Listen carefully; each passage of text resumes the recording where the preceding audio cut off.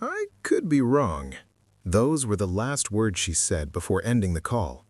Maya Lewis sat frozen at her desk, headset still pressed to her ear, staring at the blinking cursor on her screen. Around her, the call center buzzed with noise, keyboards clacking, agents reading scripts, supervisors pacing with clipboards. But Maya couldn't hear any of it. Because something in that man's voice hadn't sounded like frustration. It had sounded like goodbye. And if she was wrong, nothing would happen. But if she was right, someone powerful wouldn't make it through the night. The call had come in just before midnight. Maya almost didn't answer it. Her shift was ending. Her eyes burned from staring at screens for 8 hours. She had already taken 93 calls that day. Billing disputes, angry customers, people who wanted refunds for services they barely understood. This one came through flagged, priority client. She straightened automatically.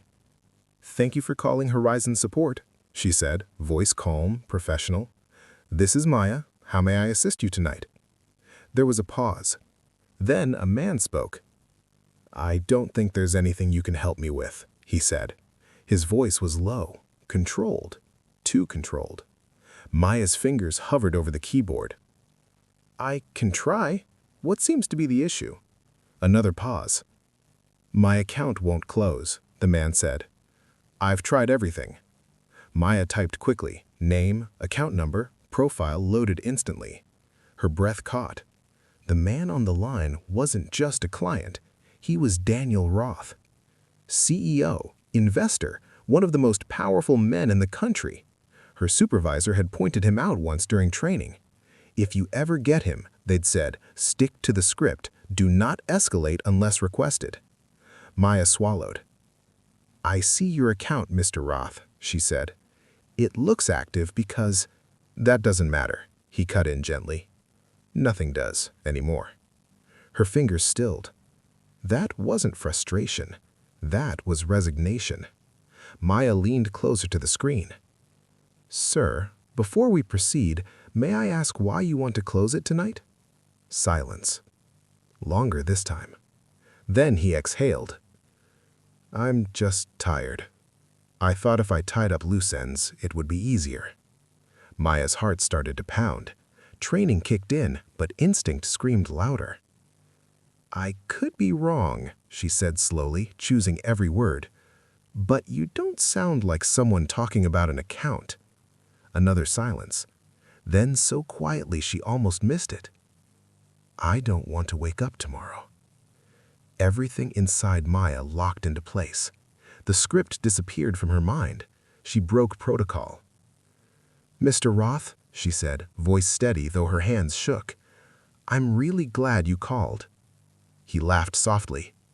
"You shouldn't be." "I am," she repeated, "because you didn't hang up." He didn't respond. She could hear his breathing. Measured, heavy. "Can you tell me where you are right now?" "That's not necessary." "It is to me, because I'm worried about you." Another pause. Then, "My office, top floor." Maya glanced at the clock. 11:57 p.m. Empty building, private security, no one else around. She felt a chill. "Are you alone?" she asked. "Yes." Her stomach tightened. She pressed the silent alert button under her desk. Company policy said never escalate without consent. She ignored it.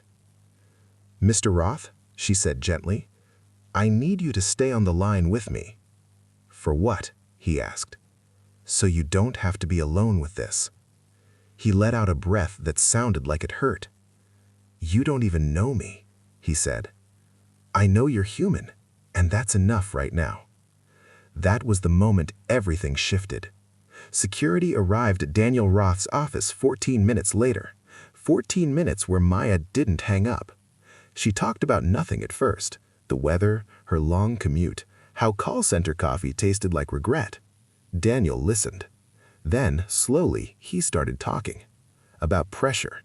About expectations. About how being powerful meant no one ever asked if you were okay, only if you were winning. Maya didn't interrupt. She didn't fix. She stayed. When the paramedics arrived, Daniel was still on the line. He didn't resist. As they escorted him out, he said one last thing into the phone. "Thank you for believing me."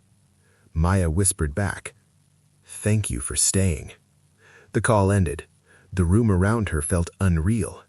Her supervisor stormed over. "What did you do? Do you know who that was?" hissed. Maya nodded. "Yes," she said, "and I'd do it again." She was written up, placed on probation. 3 days later, she was fired. The news broke a week later. Daniel Roth enters recovery, steps down temporarily. Maya read the headline on her cracked phone screen while riding the bus to another job interview. No mention of her, no mention of the call. She didn't expect one. She just hoped he was alive. Months passed. Maya moved on. Retail, temp work, long nights. Sometimes she wondered if she had imagined it, if one conversation could really change anything. Then one afternoon, her phone rang. Unknown number. "Hello?" "Maya Lewis, this is Daniel Roth." Her knees went weak. "I hope this isn't inappropriate, but I asked for you." She sat down hard. "You saved my life," he said simply. "I just listened," she replied. "That's more than anyone else did," he said. He told her he was rebuilding, slowly, carefully, with help. Then he said, "I owe you more than a thank you." She shook her head. "You don't owe me anything." "I know," he said. "That's why this matters." A week later, Maya received an offer. Not a job, a seat. On a new initiative Daniel was launching, mental health support lines staffed with people trained to listen, not rush. He wanted her voice in the room. Maya cried after the call ended, not because of the opportunity, but because for the first time her instinct had been trusted. Months later, Maya walked into a bright, quiet office. No scripts on the walls, no timers.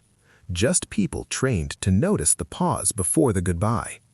Maya sat at a desk, put on a headset, and answered the first call. "Thank you for calling. I'm here."